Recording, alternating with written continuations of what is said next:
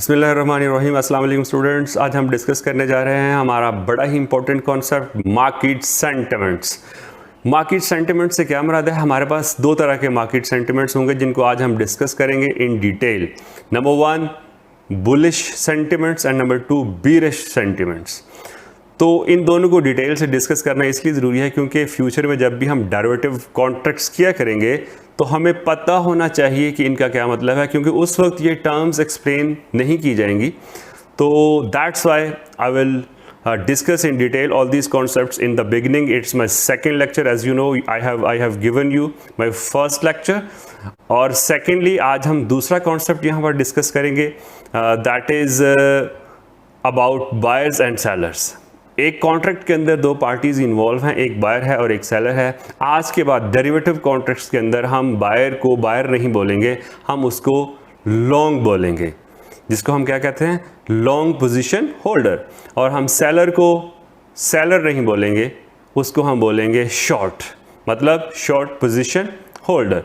तो ये सारी चीज़ें इसलिए डिटेल से डिस्कस करना ज़रूरी है क्योंकि further in future derivative contracts के अंदर हमें इसकी ज़रूरत पड़ेगी। तो चलें आएँ इन डिटेल इनको डिस्कस करते हैं। ओके स्टूडेंट्स, आज हम मार्केट सेंटिमेंट्स की बात करेंगे। We have to market sentiments, bullish sentiments and bearish sentiments.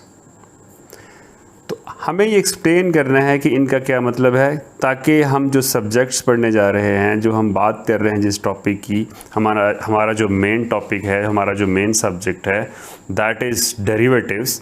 तो उसको समझने के लिए इन दोनों कॉन्सेप्ट को समझना बहुत ज़्यादा ज़रूरी है। ओके, तो मैं सबसे पहले बात करूँगा बुलिश सेंटिमेंट्स की। इसका मतलब होता है जी expectation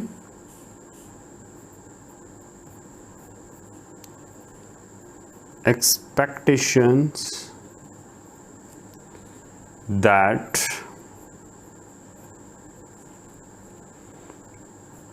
prices will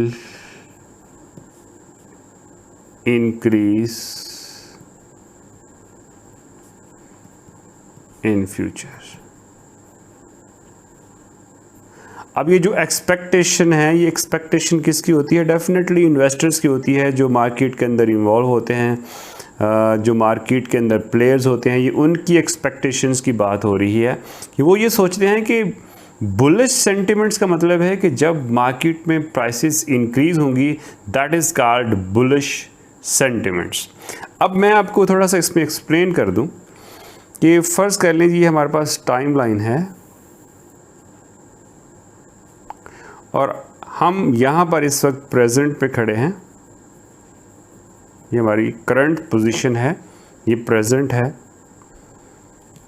definitely prices का कुछ ट्रेंड पास्ट में भी रहा होगा, इसको हम बोलते हैं पास्ट। ये हमारा प्रेजेंट है, हम यहाँ पर इस वक्त के खड़े हैं जी।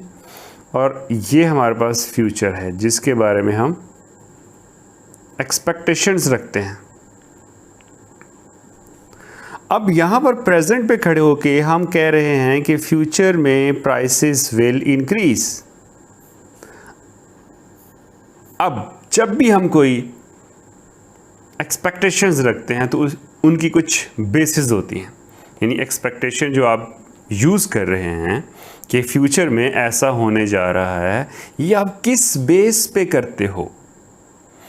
नंबर 1, हमने पास्ट को भी देखना होता है, और नंबर 2, हमने फ्यूचर में होने वाले इवेंट्स जिनके बारे में हमें पता है, कुछ आइडियाज़ हैं।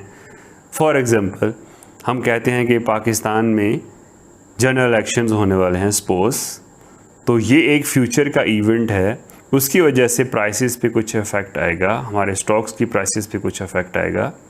तो जब भी हम फ्यूचर के इवेंट्स को इन्वॉल्व करते हैं प्लस पास्ट ट्रेंड को देखते हैं, तो इन दोनों के कम्बिनेशन से, यानी पास्ट और फ्यूचर इवेंट्स के कम्बिनेशन से, चूँकि पास्ट के तो इवेंट्स हो चुके हैं, इसका हमें ट्रेंड का ऑलरेडी आइडिया है, तो फ्यूचर के इवेंट्स को हम जब कंबाइन करके एक एनालिसिस करते हैं कि फ्यूचर में प्राइसेस इंक्रीज होंगी, that is called bullish sentiments.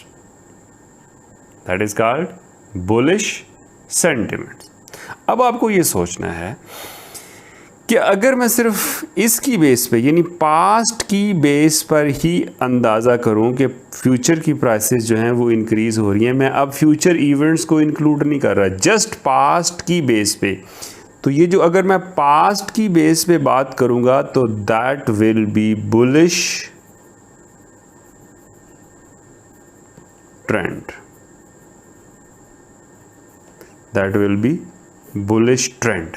मतलब मैं जस्ट पास्ट ट्रेंड को देखते हुए, यानी पास्ट में इसकी प्राइसेस बढ़ती जा रही हैं, तो मैं इसको ही सिर्फ देख रहा हूँ, मैं फ्यूचर को नहीं देख रहा, तो इसको फिर मैं क्या कहूँगा, बुलिश ट्रेंड। लेकिन अगर मैं पास्ट और फ्यूचर दोनों को कंबाइन करके एक एस्टिमेट लगा रहा हूँ, एक एक्सपेक्टेशन क्रिएट कर रहा हूँ, तो फिर हम इसको क्या बोलेंगे, bullish sentiment.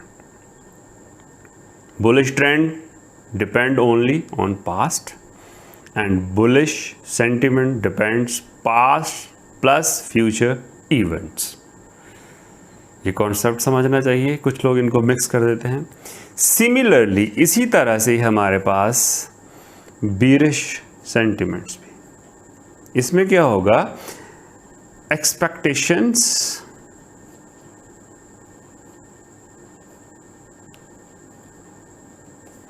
that prices will decrease in future।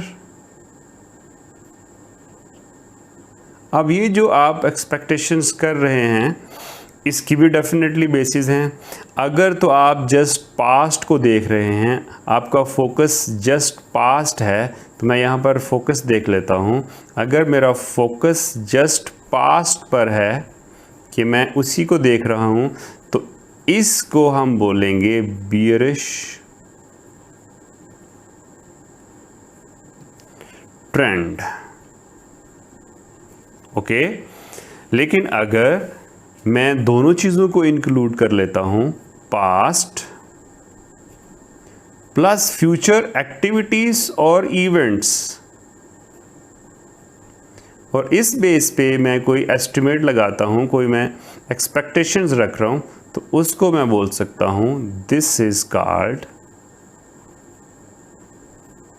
bearish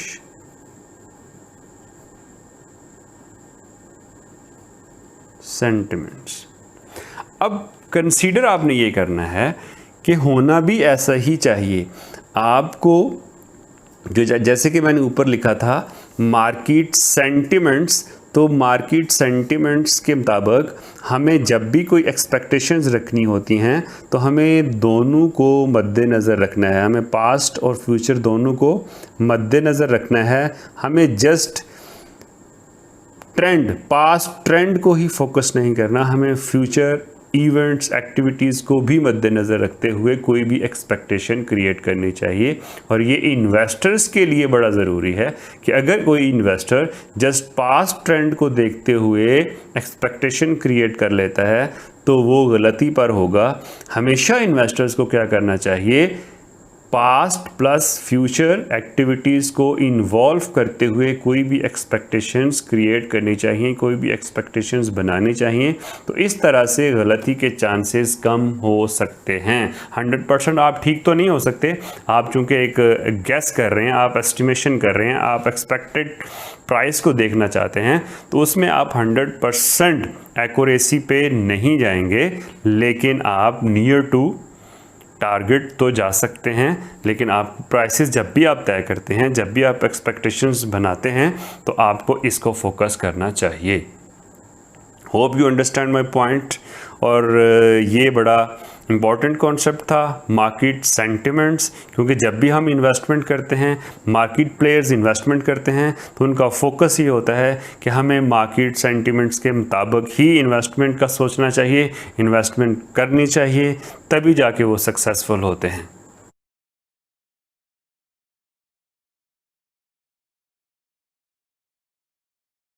alright students, हम एक और कॉन्सेप्ट की बात करते हैं, कॉन्ट्रैक्ट्स। जब भी कोई कॉन्ट्रैक्ट हम लोग करते हैं तो आपको पता होना चाहिए कि उस कॉन्ट्रैक्ट के अंदर मेजर ज़ाहिर दो लोग होंगे। फर्स्ट लेक्चर के अंदर मैंने बताया था in the characteristics of derivative contracts कि जब भी कोई कॉन्ट्रैक्ट होगा उसमें दो पार्टीज़ इन्वॉल्व होंगी। सपोज़ हम यहाँ पर कर रहे हैं, हमारे पास दो पार्टीज़ हैं, mister A and mister B. ये दोनों आपस में एक कॉन्ट्रैक्ट बना रहे हैं कि मिस्टर ए परचेज़ करना चाहता है राइस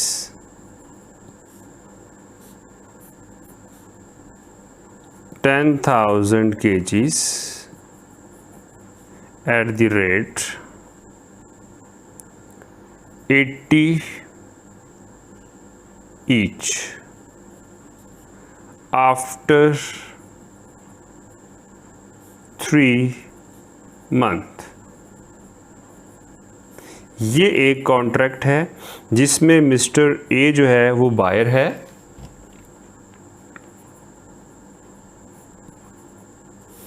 एंड मिस्टर बी जो है वो सेलर है।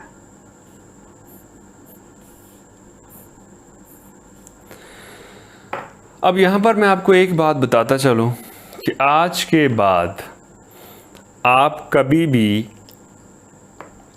डेरिवेटिव के अंदर बायर को बायर नहीं बोलेंगे। आज के बाद हम इसका नाम चेंज करने जा रहे हैं। बायर को हमेशा हम लॉन्ग बोला करेंगे, या आप इसको कंप्लीट नाम देना चाहते हैं तो आप बोलेंगे लॉन्ग पोजीशन होल्डर। जब भी हम कोई कॉन्ट्रैक्ट करते हैं तो उसमें जो पार्टी बायर है वो एक पोजीशन ले रही है। कौन सी पोजीशन ले रही है जी? लॉन्ग पोजीशन ले रही है। तो इसी वजह से हम इसको क्या बोलेंगे? Long position holder. और आपके जहन में सेलर के बारे में पता होना चाहिए, आपके जहन में नाम इसका आ जाना चाहिए। इसको क्या बोलेंगे? शॉर्ट। या आप इसको क्या बोल सकते हैं? Short position holder. क्या बोलेंगे जी? Short position holder. अब बड़ी इंपॉर्टेंट चीज़ें हैं यहाँ पर जो हम डिस्कस करने जा रहे हैं, क्योंकि ये ऐसे कॉन्सेप्ट्स हैं जिनको समझे बगैर आप इस सब्जेक्ट को समझ नहीं सकते। Long position holder, short position holder.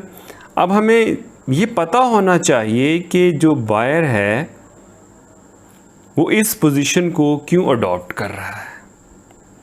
आपने थोड़ी देर पहले एक फर्स्ट कॉन्सेप्ट मैंने पढ़ाया है, बुलिश एंड बियरिश। अब आप मुझे बताओ कि जो बायर है इसको हम बुलिश कहेंगे या बियरिश थिंकिंग होल्डर कहेंगे? जो बायर है ये हमेशा बुलिश थिंकिंग रखता है। बायर हमेशा बुलिश थिंकिंग रखता है। और जो सेलर है ये हमेशा बियरिश थिंकिंग रखता है। ऐसा क्यों है? क्योंकि हर एक चीज़ का हमें ऐसे क्वेश्चन मार्क लगाना है, वाई इज़ इट सो, ताकि अंडरस्टैंडिंग लेवल क्लियर हो कि ऐसा क्यों है जो हमारा बायर है वो बुलिश थिंकिंग रखता है, वो क्यों चाह रहा है कि मैं इन चीज़ों को ख़रीदूं। देखिए जी, आज हमारा करंट रेट 80 है। जो हमारा बायर है उसकी थिंकिंग है कि आज मैं अगर 80 के हिसाब से आफ्टर 3 मंथ एक कॉन्ट्रैक्ट कर लेता हूँ तो मुझे डेफिनेटली आफ्टर 3 मंथ क्या होगा, 80 के हिसाब से 10,000 kgs ऑफ राइस मैं ख़रीद सकता हूँ। ये सोच रहा है क्योंकि इसकी बुलिश थिंकिंग है। बुलिश थिंकिंग हमें क्या बताती है कि the prices will increase in future. अब ये सोचता है कि आज मैं 80 का ख़रीद लेता हूँ क्योंकि फ्यूचर में प्राइसेस बढ़ेंगी तो हो सकता है प्राइस 90 तक चली जाए, तो जब 90 तक प्राइस होगी तो मैं उसको बेचकर डेफिनेटली प्रॉफिट अर्न करूँगा। इस वजह से जो बायर है ये बुलिश थिंकिंग रखता है क्योंकि वो कम रेट पर ख़रीद कर ज़्यादा रेट पर बेचने की कोशिश करेगा। अब जो सेलर है, सेलर बेरिश थिंकिंग रखता है। ये सोच रहा है कि आज बहुत अच्छा रेट है मार्केट के अंदर, पर केजी प्राइस जो है अच्छी रेट पर मैं अभी बेच सकता हूँ। फ्यूचर में इसकी प्राइसेस चूँकि डिक्रीज़ होने वाली हैं, फ्यूचर में इसकी प्राइसेस कम होने वाली हैं, डिक्लाइनिंग ट्रेंड रखती हैं, तो मुझे आज ही इसको बेच देना चाहिए। हो सकता है फ्यूचर में इसकी प्राइस 70 हो जाए, आफ्टर 3 मंथ इसकी प्राइस 70 होगी पर केजी, तो मेरे लिए आज कॉन्ट्रैक्ट करना ज़्यादा मुनासिब है, ज़्यादा सूटेबल है। तो इस तरह से दो डिफरेंट थिंकिंग रखने वाले लोग मार्केट में अवेलेबल हैं। और मज़े की बात यह है कि अगर एक ही तरह की थिंकिंग रखने वाले लोग मार्केट में या इन्वेस्टर्स पाए जाएं तो फिर तो कोई कॉन्ट्रैक्ट ही नहीं हो सकता।